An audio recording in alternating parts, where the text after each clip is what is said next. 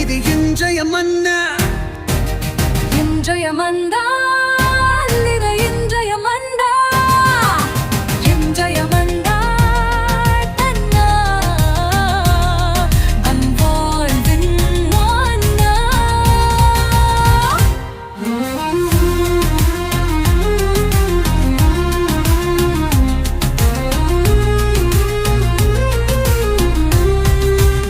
குழந்தை இயேசுவின் அன்பு இறை உறவுகளே, இருளை போக்க வந்த ஒளியாக இருக்கும் இயேசுவினுடைய பிறப்பு விழாவை இன்று நாம் ஒவ்வொருவருமே மகிழ்ச்சியோடு கொண்டாடக்கூடிய ஒரு நாள். உங்கள் ஒவ்வொருவருக்குமே இந்த கிறிஸ்து பிறப்பு மகிழ்ச்சியினுடைய விழா வாழ்த்துக்களை தெரிவித்துக் கொள்ளுகிறேன். அன்புக்குரியவர்களே, நம்முடைய வாழ்க்கையில் இன்று மகிழ்ந்து இருக்க வேண்டும். அந்த மகிழ்வை இரட்டிப்பாக்க வேண்டும். எப்படி என்றால், அன்று இடையர்களுக்கு வானதூதர் தோன்றி உங்களுக்காக மீட்பர் பிறந்திருக்கிறார், அவர் மாட்டுத் தொழுவத்தில் இருக்கிறார் என்று சொன்ன உடனே அந்த இடையர்கள் மகிழ்ந்து துள்ளி குதித்து ஓடி அந்த இயேசுவை பார்க்க சென்றது போன்று இன்று நம்மை தேடி, நமது இருளான வாழ்க்கையை தேடி ஒளி வந்திருக்கிறது.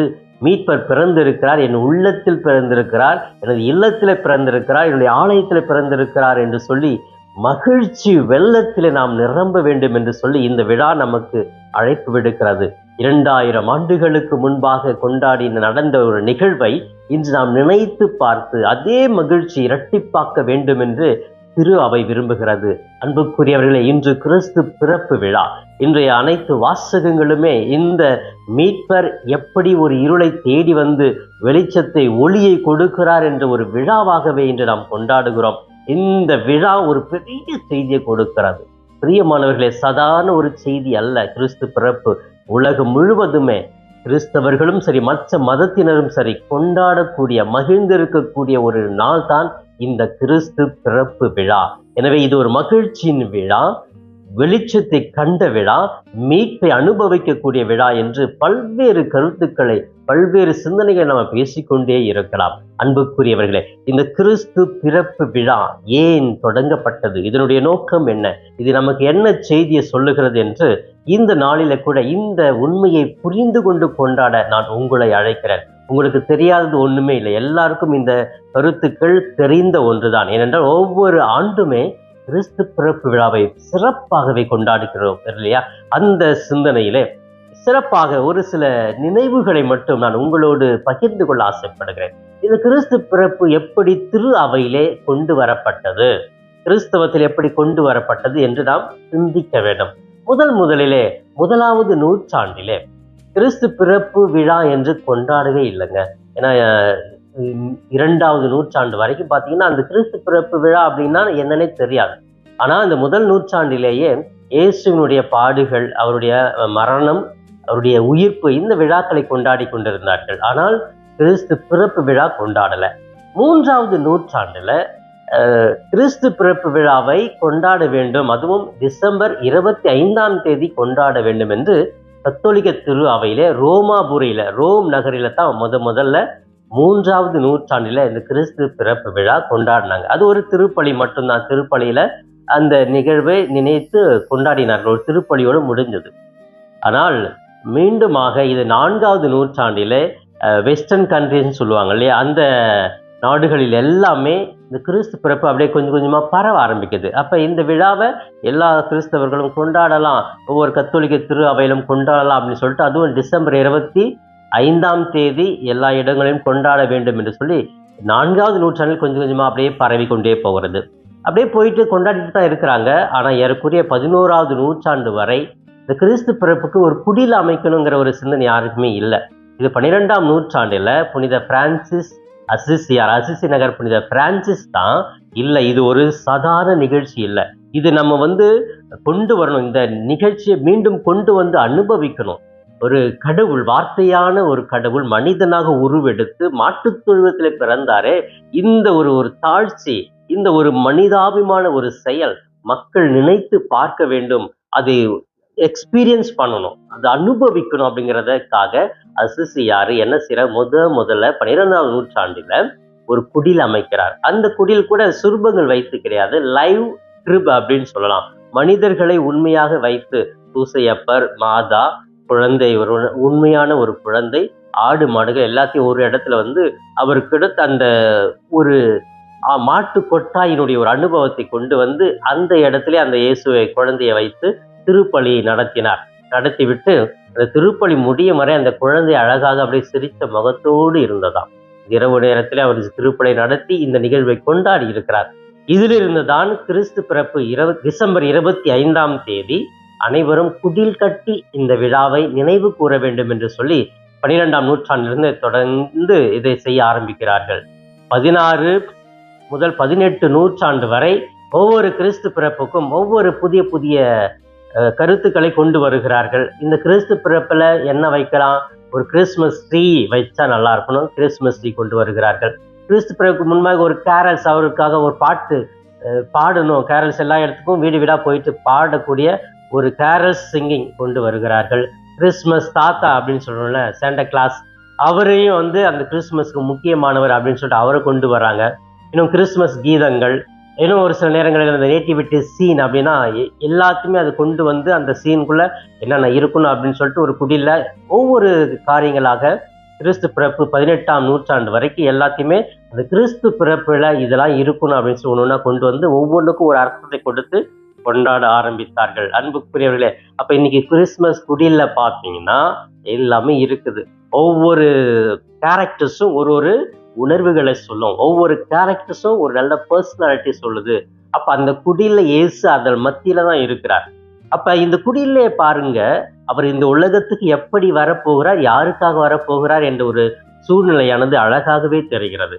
அவர் பிறக்கிற இடத்துல ஆடு மாடுகள் இருக்கிறது, இளையர்கள் வறியவர்கள் இருக்கிறாங்க, இன்னும் வானதூதர்கள் இருக்கிறாங்க, இன்னும் அன்னை மரியாள், யோசேப்பு இருக்கிறார். அப்ப இவர்கள் மத்தியில தான் கடவுளே இருக்கிறார், இந்த உலகத்து மத்தியில் தான் இந்த கடவுள் இருக்கிறார் என்ற ஒரு உண்மையை சொல்லுவதாக இந்த நேட்டிவிட்டி சீன் அழகாக சொல்லுகிறது. அன்புக்குரிய, இதுதான் ஒரு குறுகிய ஒரு வரலாறு. எப்படி கிறிஸ்து பிறப்பு விழா டிசம்பர் 25 கொண்டாடி இந்த நிகழ்வுகள் எல்லாம் கொண்டு வந்தார்கள் என்பதற்கு இன்னும் பெரிய வரலாறு இருக்கிறது. ஒரு குறுகிய அளவிலே உங்களுக்கு நினைவுபடுத்த வைத்து சொல்லுகிறேன். இந்த விழாவினுடைய மைய கருத்து, நோக்கம் என்ன என்று பார்க்கிற பொழுது, இருளில் வாழ்ந்தவர்களை மீட்க ஒளியாக வருவதுதான் கிறிஸ்து பிறப்பு. இரண்டாவது, அமைதி இல்லாதவர்களுக்கு அமைதியை கொடுக்க வந்ததுதான் இந்த கிறிஸ்து பிறப்பு. இன்னும் சமுதாயத்தில் ஒதுக்கப்பட்டவர்களை மீண்டும் கொண்டு சமுதாயத்தோடு இணைந்து வாழ வைப்பதுதான் இந்த கிறிஸ்து பிறப்பு. பிரிந்த குடும்பம் என்றாலே ஒன்று சேர்ந்து வாழ வேண்டும் என்ற ஒரு உணர்வு கொண்டு வந்ததுதான் இந்த கிறிஸ்து பிறப்பு. நீதிக்காக, உண்மைக்காக வந்த கடவுள் தான் இந்த இயேசு கிறிஸ்துடைய பிறப்பு விழா. இப்படி பல கருத்துக்களை உள்வாங்கி கொண்டாடுவதுதான் கிறிஸ்து பிறப்பு விழா என்பதை மறந்து விடக்கூடாது.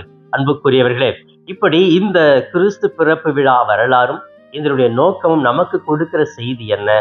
நம்மை தேடி மீட்பு வந்தது, நம்மை தேடி ஒளி வந்தது, நம்மை தேடி இரக்கம் பரிவு வந்தது என்பதை புரிந்து மகிழ்ந்து வாழ வேண்டும் என்று திரு அவையானது விரும்புகிறது. அன்புக்குரியவர்களே, இதோ இந்த கருத்துக்களை உள்வைத்து இன்றைய நாளில சிறப்பாக இன்று விழா கொண்டாடுகிற இந்த நேரத்திலே தாயாம் திரு அவை நமக்கு கொடுத்திருக்கிற 3 வாசகங்கள் எல்லாமே இந்த விண்ணுலகிற்கு ஒளி வந்தது, மீட்பர் பிறந்து விட்டார், நம்மை தேடி மகிழ்ச்சி வந்திருக்கிறது என்றுதான் அனைத்து வாசகங்களுமே சொல்லுகிறது. பிரியமான முதல் வாசகம் எசாயா அழகாகவே சொல்லுகிறார், தாரூரில் இருளில் இருந்தவர்களுக்கு பேரொளி வந்து விட்டது அப்படின்னு சொல்லிட்டு, துன்பங்கள் துயரங்கள் எது வந்தாலும் உங்களை மீட்கவே மீட்பராக கடவுள் வரப்போகிறார் என்று ஒரு எசாயாவினுடைய இறைவாக்கு. இதைய திருப்பாடல் 98 கூட இன்று நமக்காக ஒரு மீட்பர் பிறந்துள்ள, அவரே மெஸ்ஸியா அப்படின்னு சொல்லிட்டு திருப்பாடல் ஆசிரியர் அழகாகவே பாடுகிறார். அதே போன்று தீத்து திருமுகத்திலே அழகாக சொல்லப்பட்டிருக்கிறது, நம்மை மீட்க மீட்பர் வந்திருக்கிறார். நற்செய்தியில கூட இயேசு கிறிஸ்துவினுடைய பிறப்பை இடையர்களுக்கு அறிவிக்கிறார்கள். இந்த லூகாஸ் நற்செய்தி 2ஆம் அதிகாரத்தில் நாம் படிக்கிறோம், இடையர்களை வானதூதர் சந்தித்து உங்களுக்கான ஒரு மகிழ்ச்சியான ஒரு செய்தி சொல்ல வந்திருக்கிறேன் என்று சொல்லி 3 வாசகங்கள் திருப்பாடல் எல்லாமே இந்த மீட்பரை, இந்த மெஸ்ஸியாவை, ஒரு மகிழ்ச்சி செய்தியை, ஒரு உன்னதமான ஒரு உண்மையை சொல்லவே இந்த வாசகங்கள் அனைத்துமே அமைந்திருக்கிறது என்பதை புரிந்து கொள்ள வேண்டும். அன்புக்குரியவர்களே, சிறப்பாக இந்த கிறிஸ்து பிறப்பு விழாவிலே பல்வேறு சிந்தனைகள் பல்வேறு மக்களால் கூறப்படுகிறது, பல்வேறு உணர்வு பூர்வமான கருத்துக்களை முன்வைக்கப்படுகிறது. எனவே அந்த அடிப்படையில இன்று சிறப்பாக இந்த கிறிஸ்து பிறப்பு விழாவிலே நான் உங்களோடு ஒரு சில கருத்துக்களை பகிர்ந்து கொள்ளக்கூட ஆசைப்படுகிறேன். என்ன கருத்து அப்படின்னு சொன்னா, திருத்தந்தையர்கள் ஒவ்வொரு திருத்தந்தையும் இந்த கிறிஸ்து பிறப்பை பற்றி என்ன சொல்லுகிறார்கள், அவர்களுக்கு அந்த கிறிஸ்து பிறப்பினுடைய அனுபவம் என்ன என்பதை பற்றி இந்த காணொளி மூலமாக தெரிந்து கொண்டு இந்த விழாவை கொண்டாடுவது சிறப்பாக அமையும் என்று நினைக்கிறேன். முதலாவதாக திருத்தந்தை 23ஆம் ஜான் திருத்தந்தை என்ன சொன்னார் அப்படின்னு சொன்னீங்கன்னா, கிறிஸ்து பிறப்பின் மென்மையான ஒளி ஒவ்வொரு குடும்பத்திலும் பிரகாசித்து சமாதானத்தை கொடுத்து ஒரு புதிய உலகத்தை நம்பிக்கையில் வாழ அழைக்கிறது என்று சொல்லுகிறார். பிரியமானவர்களே, இந்த மென்மையான ஒளி, கிறிஸ்து பிறந்தது ஒரு மென்மையான ஒளி, அது ஒவ்வொருடைய குடும்பத்திலும் பிரகாசித்து சமாதானத்தை கொடுத்து ஒரு புதிய உலகத்தை நம்பிக்கையில் வாழ அழைக்கிறது என்று சொல்லி திருத்தந்தை 23ஆம் ஜான் சொல்லுகிறார். அப்ப இது ஒவ்வொரு குடும்பத்திற்கு வருகிற ஒரு மென்மையான ஒளி. ரொம்ப ஹார்டா இருக்கு, ஒரு நெருப்பு எரியுது அப்படின்னு சொன்னா அது மக்களை சுட்டு எரிக்கும்ல, அந்த மாதிரி நெருப்பு இல்லை கடவுள். இவர் ஒரு மென்மையான ஒரு வெளிச்ச பிரகாசமானவர் அப்படின்னு சொல்ற ஒரு கருத்தை திருத்தந்தை அழகாக முன்வைக்கிறார். ஆம் பிரியமானவர்களே, இந்த கிறிஸ்து பிறப்பு ஒரு மென்மையான ஒளி, உலகத்தையே மாற்றக்கூடிய, உலகத்திற்கு நம்பிக்கை கொடுக்கிற ஒரு ஒளியாக இருக்கிறது என்று அழகாக சொல்லுகிறார். இரண்டாவதாக திருத்தந்தை 6ஆம் பவுல் சொல்லுகிறார், கிறிஸ்து பிறப்பு கடவுளின் மென்மையான கருணையும் மக்களை மீட்க வந்த ஒரு தெய்வீக செயலையும் நினைவுபடுத்துகிறது என்று திருத்தந்தை அழகாக சொல்லுகிறார். ஆம் பிரியமானவர்களே, இந்த திருத்தந்தையினுடைய கருத்துப்படி கிறிஸ்து பிறப்பு என்பது கடவுளின் மென்மையான கருணை, அது மனிதனின் தேவைகளை பூர்த்தி செய்ய வந்த ஒரு நிகழ்ச்சி என்று அழகாக சொல்கிறார். அது உண்மைதான், அது ஒரு மென்மையான ஒரு கருணையினுடைய குணமாக இந்த பிறப்பு அவருக்கு அமைந்திருக்கிறது. அது உண்மையும் கூட. ஆம் பிரியமானவர்களே, இந்த கிறிஸ்து பிறப்பு உங்களுக்கும் எனக்கும் ஒரு மென்மையான கருணையை கொண்டு வந்து நமது தேவைகளை பூர்த்தி செய்கிறது என்று அழகாகவே சொல்லப்படுகிறது. அதோடு மூன்றாவதாக திருத்தந்தை 12ஆம் பயஸ் சொல்லுகிறார் கிறிஸ்து பிறப்பை பற்றி, உலகம் இருளில் நிரம்பி இருந்தாலும் கிறிஸ்துவின் பிறப்பு ஒளி அணைக்க முடியாத பிரகாசத்தில் ஜொலிக்கிறது என்று சொல்லுகிறார். ஆம் பிரியமானவர்களே, நம்ம இருளில் இருந்தா கூட அந்த ஒளி அணைக்க முடியாத அளவுக்கு பிரகாசத்திலே ஜொலித்து கொண்டே இருக்கிறது என்று 12ஆம் பயஸ் சொல்லுகிறார். இது உண்மைதான் பிரியமானவர். கிறிஸ்துவனுடைய பிறப்பு இன்றைக்கும் ஒளியை கொடுத்துக்கிட்டே இருக்குதுங்க. இது அணைக்கவே முடியாது. பல்வேறு இடர்பாடுகள் வருகிறது, பல்வேறு எதிர்ப்புகள் கிறிஸ்தவ பற்றி வருகிறது. ஆனாலும் இன்றும் அந்த கிறிஸ்தவத்தை, கிறிஸ்தவ கத்தோலிக்க திரு அவையை அணைக்க முடியாமல் அது பிரகாசித்து கொண்டே இருக்கிறது இல்லையா? அந்த கருத்தை திருத்தந்தை 12ஆம் பயஸ் அழகாகவே சொல்லுகிறார். நான்காவதாக திருத்தந்தை 2ஆம் ஜான் பால் சொல்லுவார், கிறிஸ்து பிறப்பு உலக வரலாற்றை மாற்றிய ஒரு நிகழ்ச்சி, இந்த உலகத்தில் வாழ்கிற மக்களுக்கு நம்பிக்கையை கொடுக்கிற ஒரு செய்தி என்று சொல்லுகிறார். ஆம் பிரியமானவர்களை, உலக வரலாற்றையே மாற்றிய ஒரு நிகழ்ச்சி. என்ன வரலாறு? அடிமைத்தனத்தில் இருந்தாங்க, அடிமையா இருந்தாங்க, சாத்தானால் அழைக்கப்பட்டிருந்தாங்க, அரசர்களால் அடிமை வாழ்விலே வாழ்ந்திருந்தாங்க. இப்படிப்பட்ட ஒரு வரலாற்றை மாற்றின ஒரு நிகழ்வு தான் இந்த கிறிஸ்து பிறப்பு. இன்றும் சில வரலாற்றை மாற்றிக்கொண்டே இருக்கிற ஒரு பிறப்பு தான் கிறிஸ்து பிறப்பு என்ற ஒரு செய்தியை திருத்தந்தை 2ஆம் ஜான் பால் அழகாக சொல்லி, இது இந்த உலகத்திற்கு கொண்டு வரப்பட்ட ஒரு நம்பிக்கையின் விடியல் என்று சொல்லுகிறார். அப்ப நம்பிக்கை நான் வாழணும், கடவுள் எனக்கு இருக்கிறார், இயேசு எனக்கு இருக்கிறார், என்னை தேடி வந்தவர், எனக்கு மீட்பை கொடுக்க வந்தவர், எனக்கு மகிழ்ச்சியை கொடுக்க வந்தவர், அந்த ஒரு நம்பிக்கை வளர்ப்பதாக இந்த கிறிஸ்து பிறப்பு விழா அமைந்திருக்கிறது என்று சொல்லி திருத்தந்தை அழகாக வெளிப்படுத்துகிறார். இதுவும் உண்மையான ஒரு செய்தியாகத்தான் நமக்கு கொடுக்கப்படுகிறது. ஐந்தாவதாக திருத்தந்தை பிரான்சிஸ் இந்த கிறிஸ்து பிறப்பை பற்றி இப்படி சொல்லுகிறார், நாம் அனைவரும் கடவுளால் நேசிக்கப்படுகிறோம் என்ற மகிழ்ச்சியை பிறரோடு பகிர்ந்து கொள்ள வேண்டும். பாவிகளாக இருந்தாலும் நம்மை ஒதுக்காமல் நம்மை அரவணைக்கிற ஒரு ஒளியாக கடவுள் இருக்கிறார் என்று கிறிஸ்து பிறப்பை பற்றி மறைந்த திருத்தந்தை பிரான்சிஸ் அவர்கள் அழகாகவே சொல்லுகிறார். ஆம் பிரியமானவர்களே, கடவுள் நம்மை நேசிக்கிறார். உலகம் நம்மை வெறுத்தாலும், உறவுகள் நம்மை வெறுத்தாலும், நண்பர்கள் நம்மை வெறுத்தாலும் கடவுள் நம்மை நேசிக்கிறார், அன்பு செய்கிறார். அந்த மகிழ்ச்சி நாம் பிறரோடு பகிர்ந்து கொள்ள வேண்டும். எந்த மகிழ்ச்சி நான் மட்டும் சந்தோஷமா இருக்கக்கூடாது, அந்த மகிழ்ச்சி பகிர்ந்து கொள்ளணும். என்கிட்ட இருக்கிறது மற்றவர்களோடு பகிர்ந்து கொள்ள அந்த நிகழ்ச்சி நமக்கு அழைப்பு விடுக்கிறது. பாவிகளாக இருந்தாலும் நம்மை தேடி அந்த மீட்பு வருகிறது. நம்மை மீட்கவே அந்த இயேசு பிறந்திருக்கிறார் என்ற ஒரு உன்னதமான செய்தியை, மன்னிப்பின் கடவுளாக அவரை சித்தரிப்பதை நாம் பார்க்கிறோம். பிரியமானவர்களே, இந்த செய்தியும் இந்த கிறிஸ்து பிறப்பு விழாவிலே நமக்கு ஒரு உன்னதமான ஒரு செய்தியாக அமைந்திருக்கிறதை நாம் பார்க்கிறோம். அடுத்தபடியாக இறுதியாக 6வதாக ஒரு அழகான ஒரு திருத்தந்தை சொல்கிற ஒரு கருத்தை மட்டும் நாம் தியானித்து சிந்திக்கலாமே. திருத்தந்தை 16ஆம் பெனடிக்ட் சொல்லுவாரு, கிறிஸ்து பிறப்பு என்பது ஒரு வல்லமையுள்ள பெருமையோடு கடவுள் பிறக்கவில்லை, மாறாக எளிமையாக குழந்தையுடைய பண்புகளை கொண்டு தாழ்ச்சியோடு பிறந்தார் என்று சொல்லுகிறார். பிரியமானவர்களே, இந்த இயேசு கடவுள் நம்ம உலகத்தில் பிறந்த அந்த விழாவை பற்றி இந்த பெனடிக்ட் அழகா சொல்றாரு. அது வல்லமையோடு பெருமையோடு இந்த இயேசு கிறிஸ்து மண்ணுலகில் பிறக்கலைங்க. ஒரு தாழ்ந்த ஒரு மனிதனா, ஒரு குழந்தை உருவெடுத்து மண்ணிலே பிறக்கிறார் என்று சொல்லுகிறார். பிரியமானவரே, இந்த கிறிஸ்து பிறந்தது ஒரு பெருமையின் வல்லமையின் விழா அப்படி இல்லை, அந்த தாழ்ச்சியை மக்களுக்கு சொல்லுகிறார். கடவுள் இப்படிப்பட்டவராக இருக்கிறார். நம்ம கையில கொஞ்சம் காசு வந்துருச்சுனாக்கா நான் தான் வல்லவன், நான் தான் பெரியவன், அப்படி ஒரு உணர்வு வருது இல்லையா? அந்த சுப்பீரியாரிட்டி காம்ப்ளெக்ஸ் அது கடவுளுக்கு கொஞ்சம் கூட இல்லைங்க. அதை வெளிப்படுத்தத்தான் இந்த கடவுள் பிறந்திருக்கிறார் என்று இந்த கிறிஸ்து பிறப்பு விழாவினுடைய செய்தியாக பெனடிக்ட் அவர்கள் அழகாக சொல்லியிருக்கிறார். அன்புக்குரியவர்களே, இந்த திருத்தந்தையர்கள் இன்னும் நிறைய திருத்தந்தைகள் நிறைய கருத்துக்களை சொல்லியிருக்கிறார்கள். ஒரு சில கருத்துக்களை மட்டும் உங்கள் முன் வைத்தேன். இந்த கிறிஸ்து பிறப்பு விழாவிலே ஒவ்வொரு திருத்தந்தை சொல்லுகிற அந்த யதார்த்தமான உண்மைகளை புரிந்து கொண்டு கடவுள் இன்று நம்மை தேடி வந்திருக்கிறார், நம் உள்ளத்தில் பிறந்திருக்கிறார், இவர் நம்மோடு தான் இருக்க போகிறார். இம்மானுவேல், காட் வித் அஸ், கடவுள் என்னோடு இருக்க போகிறார், என்னை வழிநடத்த போகிறார். இனி பயம் வேண்டாம், திகில் வேண்டாம்.